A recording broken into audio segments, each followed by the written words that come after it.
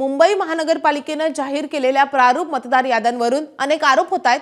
विरोधी पक्षातील राजकारणी रोज नवे मुद्दे घेऊन निवडणूक आयुक्तांना भेटायला जात आहेत आणि त्यातच काही भागातील मतदारांचे शेवटचे वॉर्ड थेट वॉर्डच बदलले गेल्याची बाब समोर आली आहे। कुर्ला परिसरामधल्या तब्बल 7,000हून अधिक मतदार हे दुसऱ्या वॉर्डामध्ये गेल्याची बाब आरटीआय कार्यकर्त्यांनी समोर आणली आहे। आयुक्त सह आयुक्तांना निवेदन देत चूक दुरुस्त करण्याची मागणी त्यांनी केली आहे।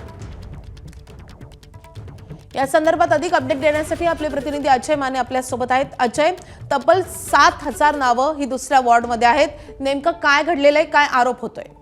माझी आपण जर पाहिलं तर आतापर्यंतच्या हरकती सूचनांमध्ये 3,567 इतकी नोंद जी आहे ती झालेली, पण विशेष बाब म्हणजे की कुर्ल्यातील जे आरटीआय ऍक्टिव्हिस्ट आहेत त्यांनी आरटीआय टाकला होता आणि त्याच्यानंतर त्यांच्या समोर बाब आली ती म्हणजे की 7,000च्या दरम्यान नावं जी ती एका वॉर्डमधून दुसऱ्या वॉर्डमध्ये गेलेले आहेत। म्हणजे जे आधी बूथ प्रमाणे 162 वॉर्डमध्ये ज्यांची नावं असायला हवी होती पत्त्यानुसार त्यांची नावं थेट 163 वॉर्डमध्ये गेल्याची बाब समोर आलेली आहे। आणि या संदर्भात त्यांनी आयुक्त महानगरपालिकेचे आयुक्त भूषण गगन आणि त्यासोबतच उपायुक्त अश्विनी जोशी यांना पत्र देऊन निवेदन दिलेलं आहे की ही नावं पुन्हा एकदा जी आहेत ती 162 वॉर्डमध्ये घ्यावीत, कारण की पत्ता आणि बूथनुसार ही नावं जी ती 162 वॉर्डमध्ये असायला हवी होती, पण थेट 6,800चा आकडा आहे जो तेवढी मतदार जे आहेत ते थेट 162 वॉर्डमधून 163 वॉर्डमध्ये गेलेले। त्यामुळे एकीकडे विरोधी पक्ष नेते किंवा मग काँग्रेस, महाविकास आघाडी, मनसे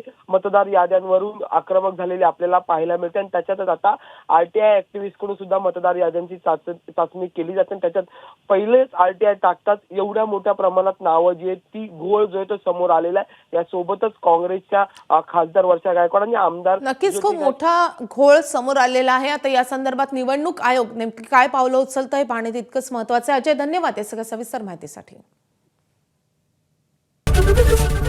एबीपी माझा, उघडा डोळे बघा नीट।